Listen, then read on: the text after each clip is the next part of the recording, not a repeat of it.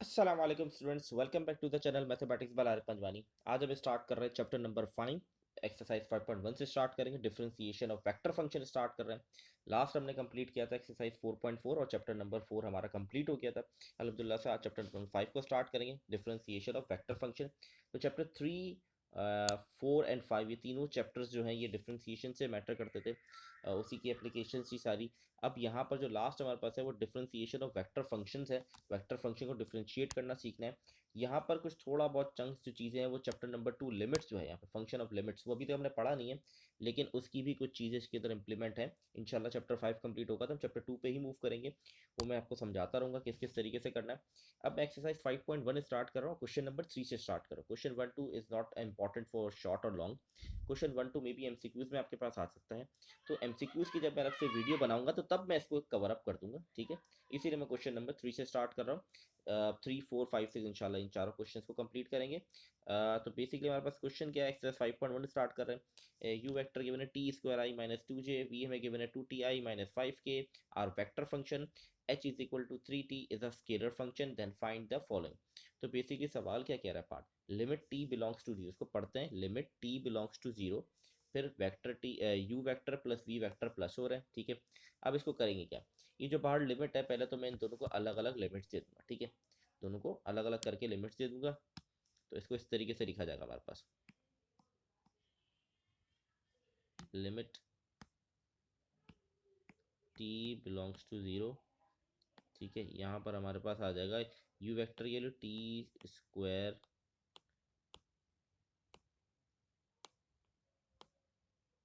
और ये आ गया माइनस 2j।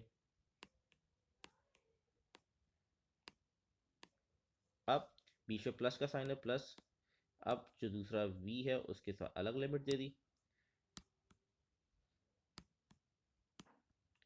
तो ये हो गया t बिलोंग्स टू 0 और ये हमारे पास आ गए v की वैल्यू है 2ti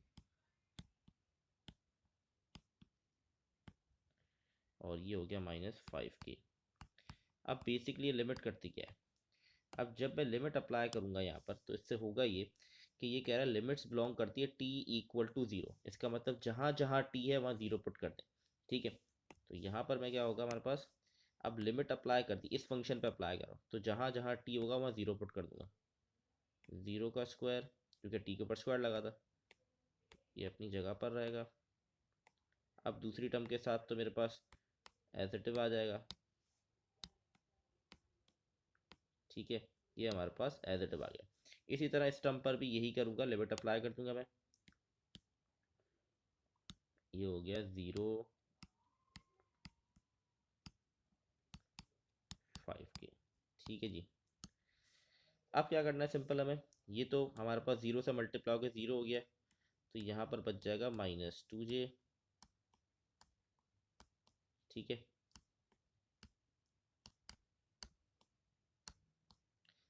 अब यहाँ पर हमारे पास ये भी 0 हो जाएगा, तो बच गया माइनस का 5k, ठीक है। अब ये दोनों आपस में प्लस माइनस नहीं हो सकते क्योंकि जे एक के है, ठीक है। इन दोनों को आपस में प्लस माइनस नहीं कर सकते, तो बेसिकली यही हमारा इसका आंसर होगा माइनस 2j माइनस 5k। इसके आंसर को मैं बुक में भी एक बार वेरीफाई कर लेता हूँ। 5.1 क्वेश्चन नंबर 3 का पार्ट 1 है, तो बुक में इसको देख लेते हैं, इसका आंसर एक बार वेरीफाई कर लेते हैं ताकि कोई गलती ना हुई हो। 5.1 क्वेश्चन नंबर 3 पार्ट 1, यही -2j -5k यही इसका आंसर है। ये हो गया हमारा पार्ट नंबर 1 डन, प्लस वाला, ठीक है। अब सेकंड पार्ट जो है उसके अंदर हमारे पास क्या कह रहा है, उसके अंदर हमारे पास सवाल है U T minus dot we T, मतलब दोनों को मल्टीप्लाई, जैसे प्लस वाली प्रॉपर्टी वैसे ही माइनस वाली भी अप्लाई होगी, ठीक है। अगर आपके पास माइनस वाला आ जाता है तो आपने ऐसे ही करना है। इसमें पार्ट में नहीं है लेकिन एग्जाम्पल में आपको माइनस वाला जरूर दिखेगा। अब यहाँ पर हमारे पास सेकंड पार्ट जो है, इसके अंदर हमारे पास क्या है, मल्टीप्लीकेशन। अब ये कैसे करेंगे, अच्छा, और यहाँ पर लिमिट भी डिफरेंट है, ठीक है। यहाँ पर लिखी हुई है टी बिलोंग्स टू 1, यहाँ पर अगर आप गौर से देखें तो यहाँ पर लिखा हुआ है टी बिलोंग्स टू 1, पहले 0 था, अब यहाँ पर लिखा हुआ है टी बिलोंग्स टू 1, ठीक है। अब इसको कंटिन्यू करते हैं आगे हम। तो ये इसमें भी सेम प्रोसेस, अलग अलग लिमिट्स दे दूंगा मैं। t बिलोंग्स टू 1, यहाँ पर u आ जाएगा मेरे पास,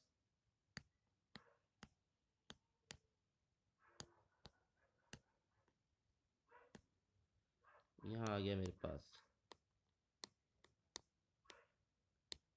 j आ गया, मतलब u की पूरी अपने वैल्यू यहाँ पर लिख दी, फिर बीच में मल्टीप्लाई है तो डॉट लगा देंगे, ठीक है। और यहाँ पर लिमिट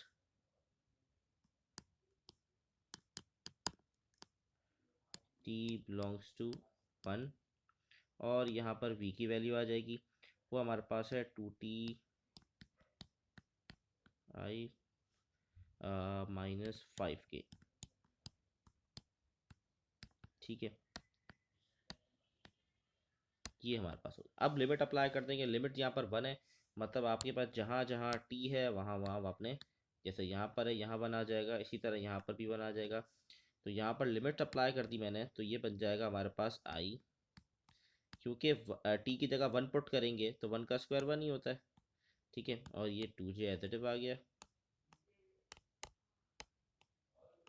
ठीक है जी। ये मेरे पास आ गया यहाँ पर i -2j, और यहाँ पर भी कुछ इस तरीके से होगा, हमारे पास आ जाएगा 2i -5k। अब ये एक मल्टीप्लिकेशन करनी है ब्रैकेट की, ये बहुत इंपॉर्टेंट स्टेप है, ये आपने समझना है कैसे करनी है। अब i मल्टीप्लाई हुआ पहले 2i से, तो यहाँ पर आ गया 2, और i डॉट आई से आई स्क्वायर नहीं, आई डॉट आई में लिख दूंगा यहाँ पर, ठीक है। तो अब आई डॉट आई हमेशा याद रखिए, आई डॉट आई हो, जे डॉट जे हो, या के डॉट के हो, आप लोगों ने फिजिक्स में भी ज़रूर पढ़ा होगा, फर्स्ट ईयर फिजिक्स के अंदर भी ज़रूर पढ़ा, I dot I, J dot J, के डॉट के, ये 1 के बराबर होते हैं। इसका मतलब आई वाला आई से ही मल्टीप्लाई हो सकता है। अगर फॉर एग्जाम्पल मैं आई को इससे मल्टीप्लाई करता हूँ 5k से, तो 5 तो आ जाएगा, माइनस का 5 तो आ जाएगा, लेकिन के डॉट आई जो होगा वो 0 के बराबर होगा, तो पूरी टर्म को वो 0 कर देगा। तो इसीलिए सेम, जिसके पास आई वाला ही मल्टीप्लाई होगा, जे वाला ही होगा, के वाला के से ही होगा, बाकी किसी से कोई मल्टीप्लिकेशन नहीं हो सकती। अगर कर भी देंगे तो वो पूरी टर्म 0 हो जाएगी, ठीक है, क्योंकि आई डॉट जे हो, या जे डॉट के हो, या के डॉट जे हो, या के डॉट आई हो, ये सब आपस में 0 हो जाते हैं, ठीक है।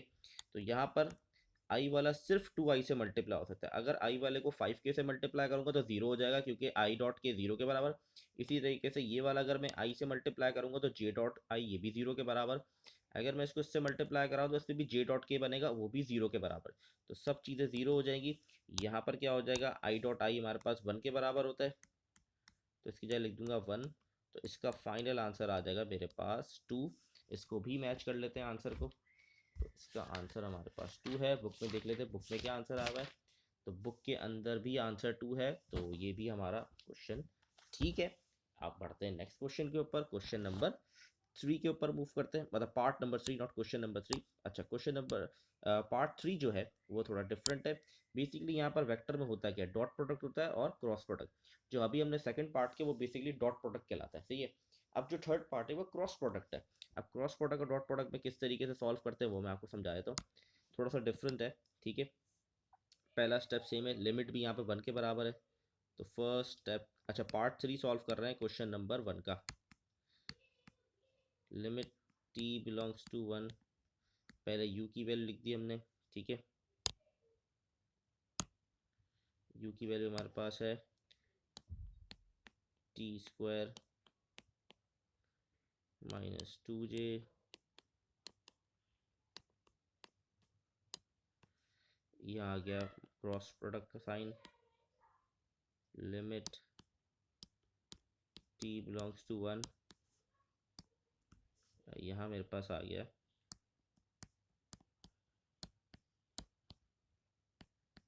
2ti -5k। सबसे पहले तो लिमिट अप्लाई कर देंगे, ठीक है। लिमिट अप्लाई करने, लिमिट 1 के बराबर है, तो यहाँ पर 1 पुट करूँगा तो 1 का स्क्वायर 1 ही होगा, यहाँ पर मैं t पुट करूँगा तो 1 का 2 1 2 ही होगा, ठीक है। तो एग्जैक्टली वही सिचुएशन बन जाएगी लास्ट क्वेश्चन की थी। तो ये हो गया i -2j। अच्छा, एक कैप बनाना बहुत ज़रूरी, ऊपर जो बनी होती है क्रॉस प्रोडक्ट का साइन, यहाँ पर आ गया 2i माइनस 5k। अब डॉट प्रोडक्ट के अंदर हमने सिंपल मल्टीप्लाई कर दिया ब्रैकेट्स को, और इसमें आई 1 के बराबर, आई के 0 के बराबर, इस तरीके से हम कर रहे थे। अब यहाँ पर क्रॉस प्रोडक्ट के अंदर हम कैसे सॉल्व करते हैं, तो क्रॉस प्रोडक्ट के अंदर हम इस तरीके से सॉल्व करते हैं कि यहाँ पर हम सॉल्व करेंगे डिटरमिनेंट के थ्रू। ये आपने पढ़ा होगा चैप्टर नंबर 3 के अंदर, फर्स्ट मैथ्स के अंदर, ठीक है। ऐसे सवाल आपने किए होंगे किस तरीके से क्रॉस प्रोडक्ट निकालते हैं दो वेक्टर फंक्शन का, तो यही इसी तरीके से इसके साथ सॉल्व करना है।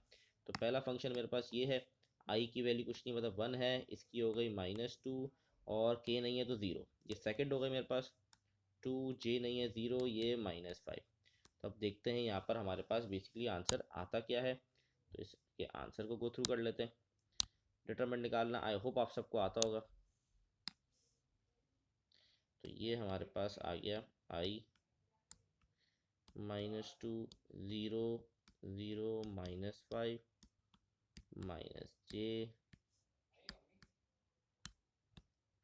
ये हो गया 1, 2, 0, -5। फिर हमारे पास आ गया k, तो ये अच्छा स्ट्रेट बनाना होता है इसमें, मैंने गलती से, तो ये हो गया 1, -2, 2 एंड 0, ठीक है। तो ये इस तरीके से हम इसका डिटरमिनेंट फाइंड आउट करेंगे, तो हमारे पास इसका फाइनल आंसर आ जाएगा। जो आंसर आएगा वो मैं आपको बता देता हूँ। आपने सिंपल डिटरमिनेंट निकालना कोई मुश्किल चीज़ नहीं, तो आपके पास आंसर जो आएगा वो आएगा 10i, ठीक है, प्लस 5j, और लास्ट हमारे पास होगा 4k। तो ये इसका फाइनल आंसर है, ज़रूर ट्राई करें, बहुत आसान सा सवाल है, ठीक है। तो आई होप आप लोग क्लियर होगा। अब बढ़ते हैं लास्ट पार्ट के ऊपर से क्विकली। लास्ट पार्ट हमारे पास क्या है वो देख लेते हैं हम। लास्ट पार्ट हमारे पास बेसिकली कह रहा है, यहाँ पर देखिए t बिलोंग्स टू मतलब लिमिट है 5 के बराबर, और h मल्टीप्लाई हो रहा है u वेक्टर से। h हमें सवाल में गिवन है 3t, जो स्केलर फंक्शन है जो किसी से मल्टीप्लाई हो सकता है, तो h की वैल्यू को मल्टीप्लाई कराना है और फिर उस पर लिमिट अप्लाई करानी, बस इतना सा सवाल है। तो क्विकली इसको कंप्लीट करते हैं, ठीक है। सबसे पहले हमारे पास है लिमिट t बिलोंग्स टू 5, और हम सबसे पहले क्या 3t, ये मल्टीप्लाई हो जाएगा हमारे पास इस ब्रैकेट से,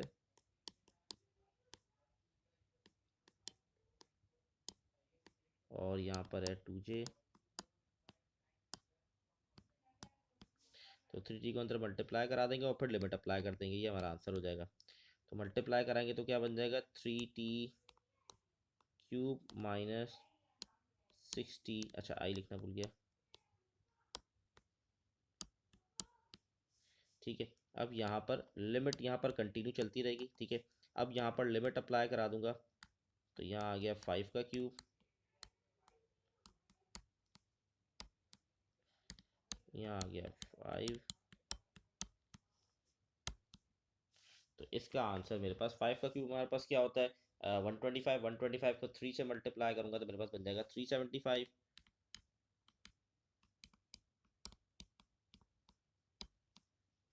और ये हमारे पास आ जाएगा 6×5 = 30k। बुक में भी हमारे पास यही आंसर है। तो ये हो गया हमारा क्वेश्चन नंबर 1 डन। तो क्वेश्चन नंबर 2 पे क्विकली मूव करते हैं, ठीक है। तो यहाँ हमारे पास आ गया क्वेश्चन नंबर 2 के ऊपर। तो क्वेश्चन नंबर 2 हमें कहता है sine square ti plus 10tj plus 1/tk। तो ये हमारे पास क्वेश्चन है इसका, ठीक है। इसको सॉल्व करते हैं, देखते हैं किस तरीके से सॉल्व करना है। तो सबसे पहले लिमिट हमें इस continuous at t is equal to π/4, ठीक है। इसके अंदर बेसिकली हमारे पास क्वेश्चन नंबर जो 4 है, इसके अंदर बेसिकली बताना है show that the function is continuous.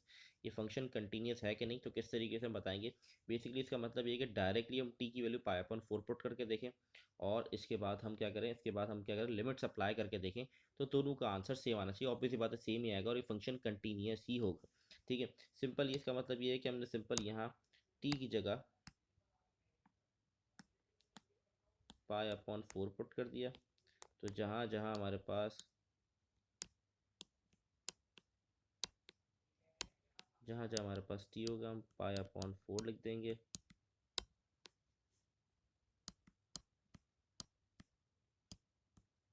और इसी तरीके से इसको सॉल्व कर देंगे।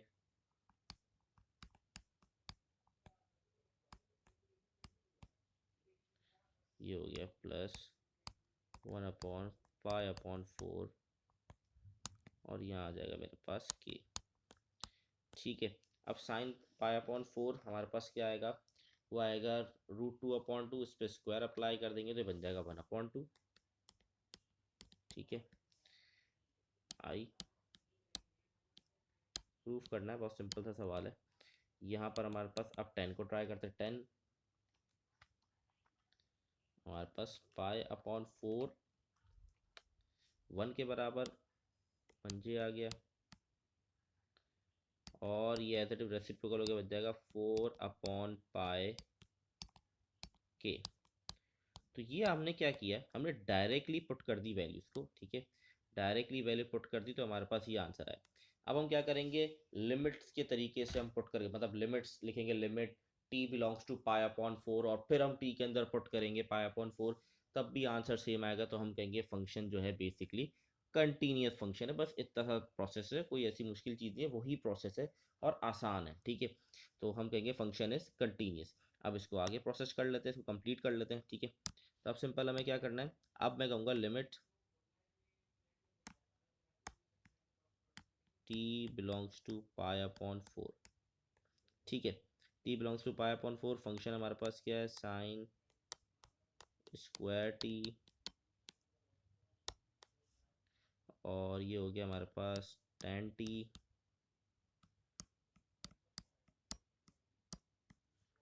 प्लस 1/t के। ठीक है, अब सिंपल लिमिट अप्लाई करेंगे तो लिमिट अप्लाई में क्या होगा, जहाँ जहाँ t है वहाँ वैल्यू पुट कर देंगे। तो मैं यहाँ से t हटा रहा हूँ, जहाँ जहाँ t है और यहाँ पर मैं पुट कर रहा हूँ, मतलब लिमिट लिमिट भी हट जाएगी। मैं समझाने के लिए बता रहा हूँ, पहले आपने ये स्टेप करना था, अब आपने सिंपल नेक्स्ट स्टेप में क्या करना है, जहाँ जहाँ t है वहाँ पुट कर देंगे पाई अपॉन 4, पाई अपॉन 4 और यहाँ भी आ जाएगा पाई अपॉन 4। तो ऑब्वियस सी बात है यही इसका आंसर आएगा। ठीक है, यही इसका आंसर आएगा।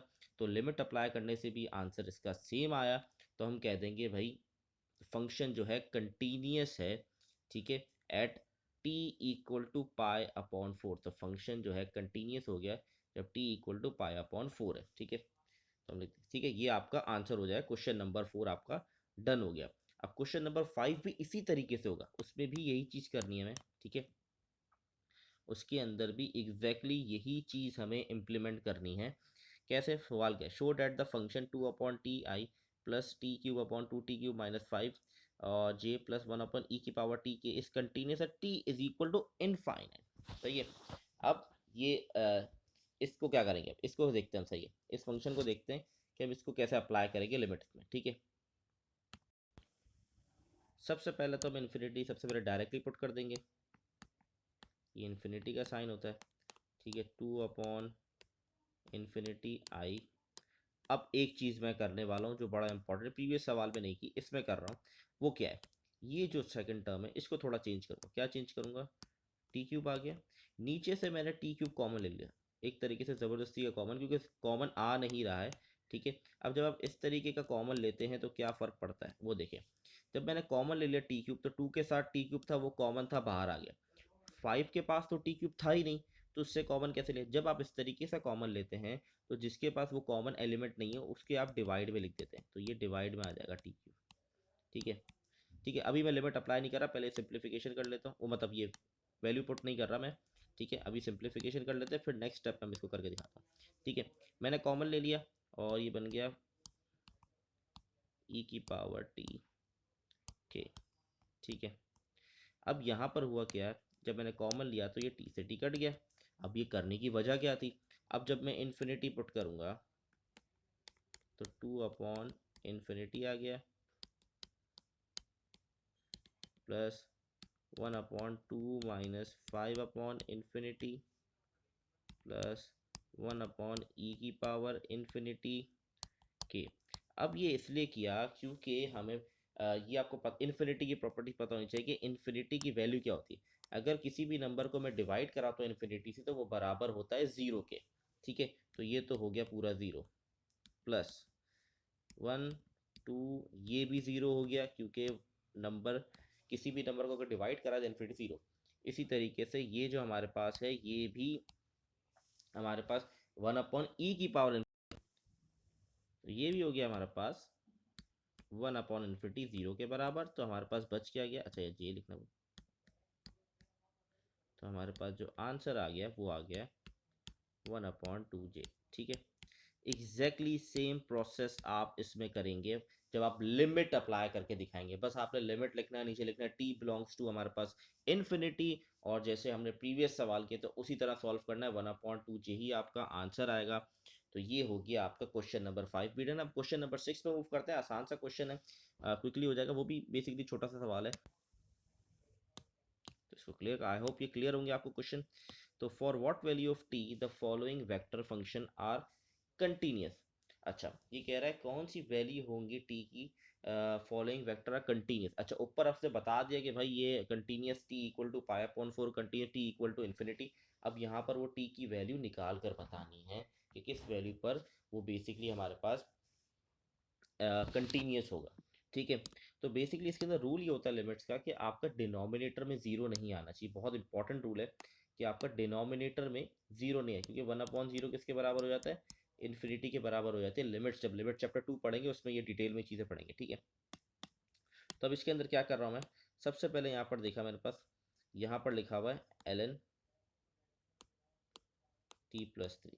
ठीक है, ये लिखा हुआ है, तो अगर मैं t+3 ले लेता हूँ इक्वल टू 0 के बराबर, ठीक है, और t को वहाँ ले जाता हूँ तो t की वैल्यू क्या आ जाएगी, -3 मेरे पास आ जाएगी। ठीक है, t की वैल्यू क्या आ गई मेरे पास, -3 आ गई। अगर मैं t की वैल्यू -3 आ गई, इसका मतलब है कि अगर मैं t की जगह यहाँ पर -3 पुट करता हूँ तो ये क्या हो जाएगा, -3 + 3 हो जाएगा 0, और ln 0 आपके पास आंसर आता है, मैथ एरर आपको शो करता है, इन्फिनिटी आपके पास आ जाता है। ठीक है, जो कि नहीं आना चाहिए क्योंकि 1/0 इन्फिनिटी के बराबर होता है। तो ये हमें देखना है कि किस पे कंटिन्यूस है, तो इसका मतलब है t इज इक्वल टू -3 वो वैल्यू है जिस पे ये कंटिन्यूस नहीं होगा। ठीक है, क्योंकि इससे इन्फिनिटी बन रहा है। ठीक है, हमें पहले, अच्छा देखिए इसमें इंपॉर्टेंट ये हमें वो वाली वैल्यूज निकालिए जिस पे कंटिन्यूस नहीं होगा, तो बाकी वैल्यूज हमें पता चल जाएंगे जिस किस पे ये कंटिन्यूस है। ठीक है, क्योंकि आसान है उन वैल्यूज को निकालना जो कंटिन्यूस नहीं है। तो पहली तो आ गई t इक्वल टू -3। ठीक है, तो ये पहली वैल्यू आ गई। तो अब हमारे पास क्या है, अच्छा दो चीज़ें होती हैं, एक और इम्पॉर्टेंट चीज़ एल के अंदर होती है। एक तो ये है कि अगर मैं -3 पुट करूंगा तो 0 हो जाएगा, तो ln 0 जो होता है वो इन्फिनिटी के बराबर होता है। ठीक है, तो ये कंटिन्यूस वैल्यू नहीं है। इसी तरीके से अगर मैं t की वैल्यू -4 पुट करता हूँ, ठीक है, तो वो भी इन्फिनिटी के बराबर हो, क्योंकि ln -1 मतलब ln की वैल्यू अगर नेगेटिव आ जाती है अंदर तो वो भी इन्फिनिटी होता है। तो इसका मतलब मुझे वैल्यू -3 से बड़ी पुट करनी है, मतलब -2 -1 0 1 2 3, इस पे ये कंटिन्यूस होगा। -3 या उससे छोटी वैल्यू मतलब -4 -1 उस पे कंटिन्यूस नहीं होगा। पहली चीज़ तो ये क्लियर हो गई। अब सेकंड टर्म क्या है, 1/t-1। ठीक है, अगर मैं देखूँ तो मेरे पास ये सेकंड टर्म की बात बता रहा हूँ। ठीक है, 1/t-, तो यहाँ पर t-1 है, अगर t-1 को मैं बराबर ले लूँ 0 के तो t बराबर हो जाएगा 1 के। इसका मतलब जो सेकंड टर्म है उसमें अगर मैं 1 पुट करूँगा तो ये कंटिन्यूस नहीं रहेगा। इसका मतलब 1 के अलावा बाकी कोई भी वैल्यू पुट कर दूंगा फर्स्ट टर्म सेकंड टर्म के अंदर तो वो कंटिन्यूस रहेगा। ठीक है, तो हमारे पास दो वैल्यूज आ गई, एक ये आ गई, ठीक है, एक ये वाली वैल्यू आ गई सेकंड टर्म के लिए। थर्ड टर्म क्या कहती है, थर्ड टर्म बेसिकली हमें, अगर थर्ड टर्म में नीचे वाली टर्म लो, नीचे वाली इन सेंस नीचे अगर देखें तो लिखा है t² - 4। ठीक है, t² - 4 इक्वल टू 0, तो t² equal to 4, root on both side करूँगा तो t की वैल्यू आ जाएगी +-2। इसका मतलब पॉजिटिव प्लस माइनस के अलावा कोई भी वैल्यू पुट कर दूं मैं यहाँ पर तो ये कंटिन्यूस रहेगा। सही है, तो इसका मतलब, क्योंकि हमें डिनोमिनेटर क्यों देख रहा हूँ मैं, क्योंकि डिनोमिनेटर में अगर 0 आ गया तो इन्फिनिटी बन जाएगा, वो मुझे नहीं बनाना। इसीलिए मैंने डिनोमिनेटर पे t² - 4 लिया, उसको वहाँ लेके गए, देखा तो +-2। अब इसको लिखने का तरीका किस तरीके से लिखते हैं वो देखते हैं हम किस तरीके से लिखा जाएगा। ठीक है, इसका फाइनल आंसर जो आएगा वो हमारे पास आएगा, यहाँ पर टी है, टी लिख दिया, फिर बताया टी बिलोंग्स करता है रियल नंबर से, कॉमा, ठीक है। पहली कंडीशन क्या थी, एल एन की थी, ठीक है। पहली कंडीशन हमारे पास थी एल एन की, तो वो लिखूंगा T should be bigger than -3, मतलब टी की वैल्यू -3 से बड़ी होगी तब ये कंटिन्यूस रहेगा, क्योंकि हमें आंसर कंटिन्यूस की वैल्यूज बतानी है। -3 से बड़ी क्या, -2, -1, 0, 1, 2, 3, अगर ये वैल्यूज होंगी तो कंटिन्यूस रहेगा। इसके नीचे अगर जाएंगे -4, -5, तो तब भी 0 रहेगा, और अगर -3 लेंगे तब भी वो इन्फिनिटी पर चलेगा, कंटिन्यूस नहीं रहेगा, पहली कंडीशन। दूसरी कंडीशन क्या थी, टी 1 के बराबर नहीं होना चाहिए, क्योंकि अगर मैंने सेकंड टर्म में 1 पुट कर दिया तो वो नीचे 0 हो जाएगा और इन्फिनिटी पर चले जाएगा, ठीक है। इसी तरीके से यहाँ पर मैं इसको क्लीन कर देता हूँ। थर्ड टर्म मेरे पास क्या थी, +-2 थी, यही टर्म थी हमारे पास, ठीक है।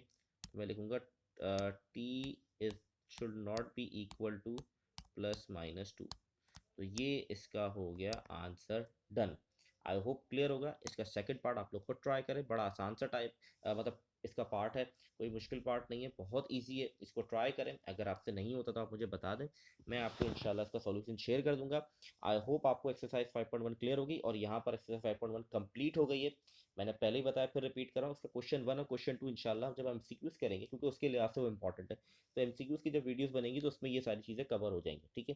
तो आई होप आपको क्लियर होगा, इसकी प्रैक्टिस करें, और बहुत आसान है, शॉर्ट में आने के चांसेस है इस क्वेश्चन के। तो इंशाल्लाह नेक्स्ट वीडियो के अंदर 5.2 स्टार्ट करेंगे, तब तक के लिए अल्लाह हाफिज़।